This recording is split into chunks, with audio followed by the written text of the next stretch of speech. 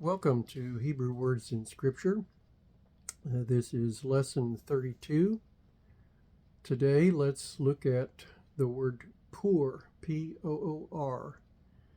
As you know, as I read through the Bible, I come across words that are curious to me, or words I think I know, and this was pretty much of a surprise. Here we are looking at the Strong's Concordance opened to the word poor, and each day I read a chapter in the book of Proverbs, and yesterday being the 14th, I read chapter 14, and so I found the word poor in there. You notice that there are multiple uses of the word poor.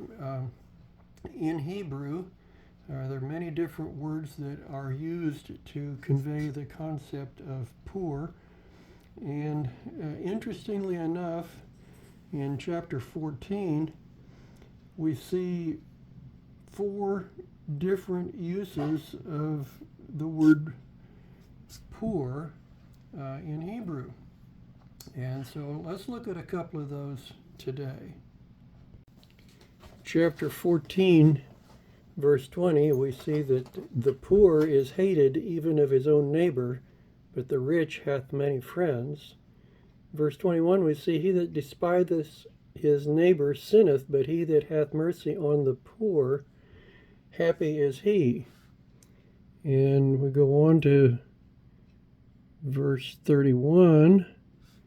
He that oppresseth the poor reproacheth his maker, but he that honoreth him hath mercy on the poor. So we see that there are 4 uses of the word poor in chapter 14 of the book of Proverbs. We see in verse 20 that poor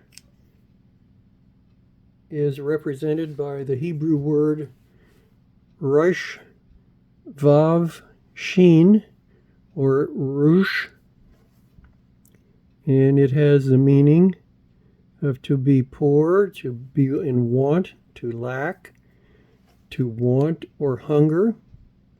I think these are definitions that we would normally expect for the word poor, and we see it's destitute.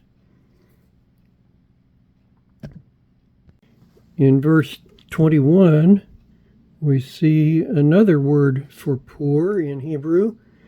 This would be ein nun vav, which would be anav, and has the meaning of poor, humble, afflicted, or meek, needy, weak. Not unusual definitions for what we would consider poor. It shows here also the idea of being depressed in mind or in circumstances. To be depressed in mind would be to put your mind down or yourself down, to be gentle, and circumstances would be needy. I don't understand especially saintly, but that's what's shown here. In the last verse 31, we see the word poor appearing twice, once as H 1800 and once as H 34.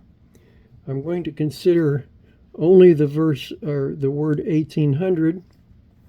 We see H 1800 has the spelling Dalet Lamed, or dull, and its meaning means to be low, poor, weak, thin, one who is low.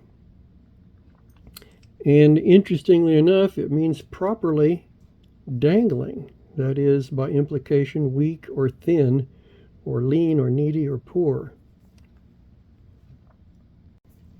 If we go one more step into this, looking at this word, we see it comes from dalal, which means to hang or to languish or to hang down. I'm seeing here the idea of low-hanging fruit, that is something that can be easily plucked off.